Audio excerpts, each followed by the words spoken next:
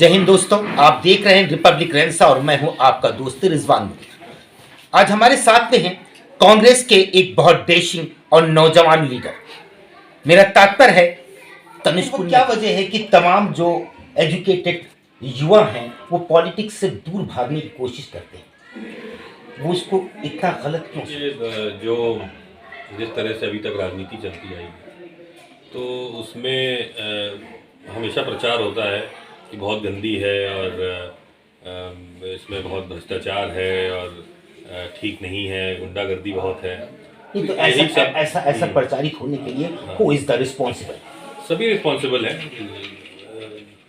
कुछ कांग्रेस पार्टी भी रिस्पॉन्सिबल है, भारतीय जनता पार्टी भी है, समाजवादी भी, क्षेत्रीय दल जितने हैं सब रिस्पॉन्सिबल है। लेकिन धीरे धीरे उसको बदलाव किया जा रहा है। लेकिन जब शुरुआत में राजनीति हुई थी 1951 के रिप्रेजेंटेशन ऑफ पीपल एक्ट के तहत 52 में जो चुनाव हुए थे, तो कई नेता सब एकदम उसूलों वाले नेता हुआ करते थे। कई लोगों ने अपनी सैलरी छोड़ दी थी कि हम जो है देश की सेवा करने के लिए पैसे नहीं लेंगे।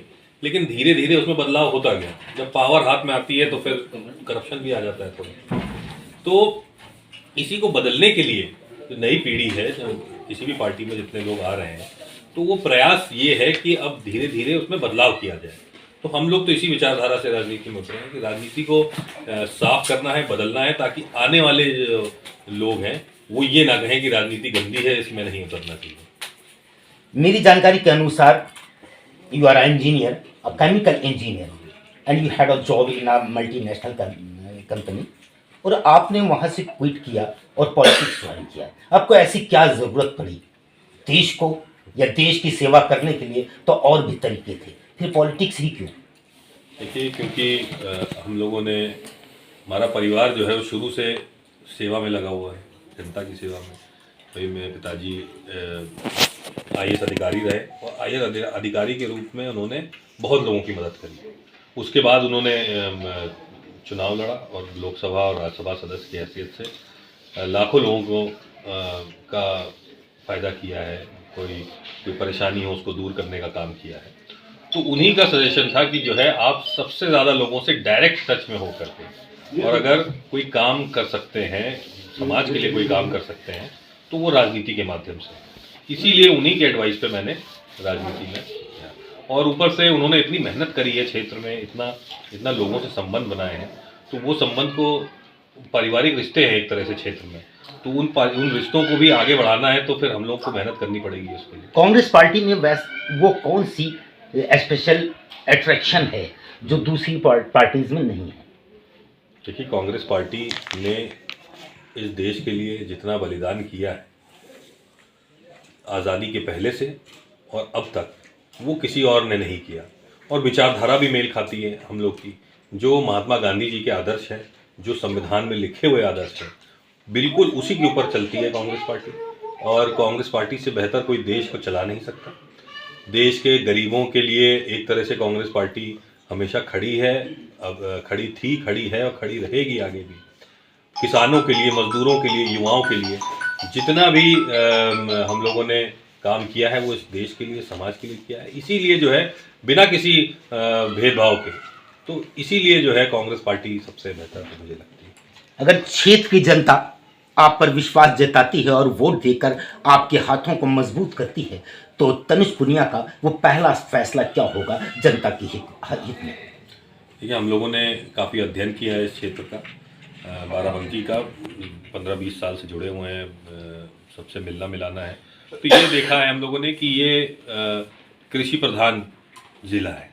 83-84% जो यहाँ की आबादी है वो किसी न किसी तरह से खेती बाड़ी से जुड़ी हुई है। लेकिन अफसोस की बात यह है, यहाँ कोई कृषि महाविद्यालय नहीं है ना। जो यहाँ पे होती है मेंथा, पेपरमेंट ऑयल, आलू, इन सब चीज़ों का बहुत ज़्यादा यहाँ पे खेती होती है।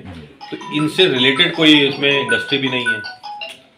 तो ये इंडस्ट्री होनी चाहिए यहाँ पे। अगर रिसर्च होनी चाहिए इसी माध्यम से, तो हमारा पहला काम यही होगा कि सबसे पहले एक महाविद्यालय खुले कृषि से संबंधित, और रिसर्च हो इस पे, मेंथा पे, आलू पे, और भी जो फसलें यहाँ होती हैं उस पे रिसर्च कोई संस्थान यहाँ लगाया जाए, और साथ ही साथ उद्योग भी। तो अगर ये हो गया तो उसकी पढ़ाई से लेकर के, उसकी रिसर्च से लेकर के और एम्प्लॉयमेंट तक की गारंटी यहाँ क्षेत्र में हो जाएगी। तो सबसे पहले तनुज पुनिया जी के पिताजी पीएल पुनिया जी एक बहुत पुराने और एक्सपीरियंस पॉलिटिकल लीडर हैं। क्या आपको अपने फादर से कुछ गाइडलाइन मिलती है? जी बिल्कुल, तो बचपन से मिलती आई है, आज भी मिलती है। तो ये हमेशा वो करेक्ट करते रहते हैं, उनका एक्सपीरियंस इतना है, अनुभव इतना है भाई। उन्होंने 36-37 साल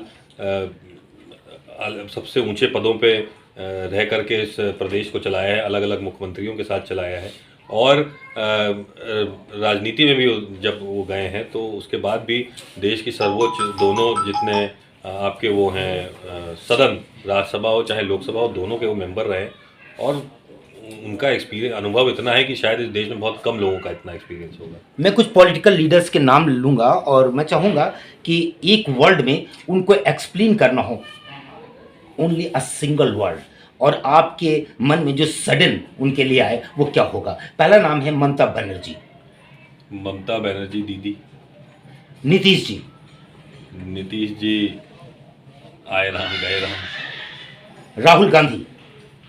राहुल गांधी उम्मीद है। नरेंद्र मोदी। नरेंद्र मोदी फकीर है।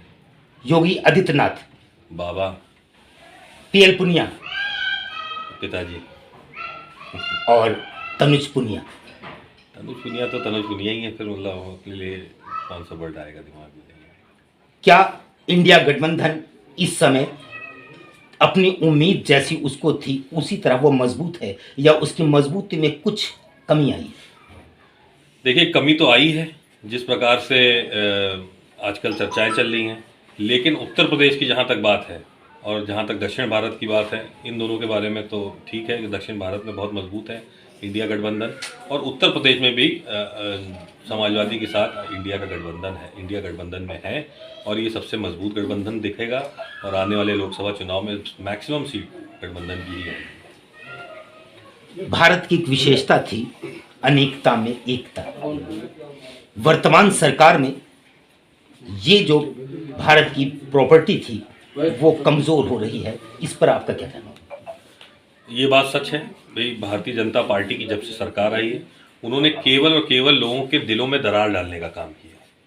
यूनिटी एंड डाइवर्सिटी की बात आप कर रहे थे, अनेकता में एकता की बात हुई, तो ये एक बहुत मजबूत हिस्सा था एक भारतीय संस्कृति का, भारत का, और इसमें दरार डालने का काम भारतीय जनता पार्टी ने किया है। चाहे वो धर्म के नाम पे दरार डाली हो, चाहे जात के नाम पे दरार डाली हो, चाहे क्षेत्र के नाम पे, एरिया के नाम पे दरारें डाली हैं लोगों के दिलों में, और इन्हीं दरारों को भरने के लिए माननीय राहुल गांधी जी ने कन्याकुमारी से कश्मीर तक पदयात्रा की, और अब वो मणिपुर से और मुंबई तक ये यात्रा को, इस न्याय यात्रा को कर रहे हैं। उसका लक्ष्य ये एक है कि जो दरारें डाली गई हैं, जो नफरत फैलाई गई है, उसको, दरारों को भरा जाए, नफरत के बाजार में मोहब्बत की दुकान खोली जाए। क्या राहुल गांधी जी अपने इस न्याय यात्रा के लिए न्याय कर पा रहे हैं? बिल्कुल बिल्कुल, उनका जितने लोगों से, लाखों करोड़ों लोगों से वो मिल चुके हैं पदयात्रा में, और यही प्रक्रिया मणिपुर से शुरू की है। मणिपुर में कितनी नफरत फैली, तो वहाँ पे जनजात आपस में लड़े जा रहे हैं, वहाँ पे लोगों के समूह आपस में लड़े जा रहे हैं, जल रहा है मणिपुर, लेकिन मौजूदा सरकार को संज्ञान में ले नहीं रही है, उसको जलने दे रही है।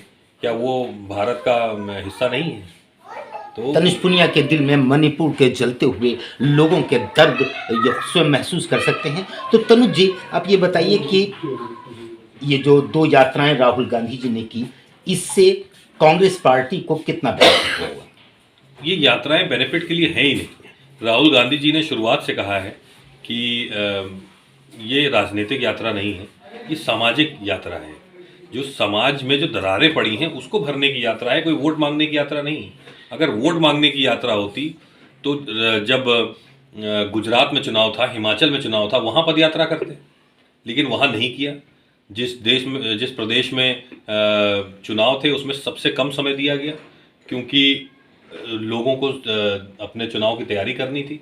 उन्होंने कहा उनको अवॉइड करिए ज़्यादा से ज़्यादा जितना कर पाएँ, और अवॉइड करते हुए समाज में जाने का प्रयास किया है। समाज में जो नफरत आ गई है उसको मिटाने का प्रयास किया गया है।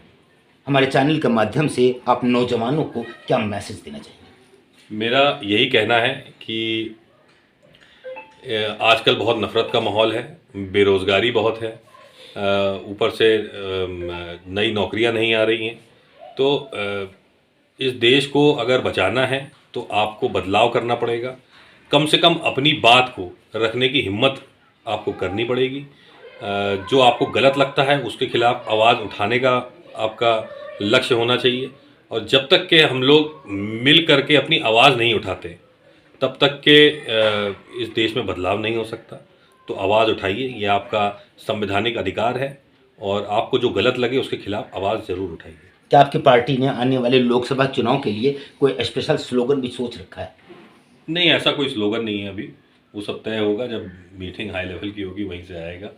तो स्लोगन तो हमारा हमेशा से ये रहा है कि हम लोग लड़ाई करेंगे तो किसानों के लिए, मज़दूरों के लिए, हमारे युवा भाइयों के लिए, बहनों के लिए, और जितना भी वंचित वर्ग है उसके लिए हमेशा कांग्रेस पार्टी खड़ी है। जो लाइन में सबसे आखिरी व्यक्ति है उसके लिए कांग्रेस पार्टी हमेशा खड़ी है, और इस देश के लिए हमेशा कांग्रेस पार्टी खड़ी है। धन्यवाद, आपने हमें समय दिया।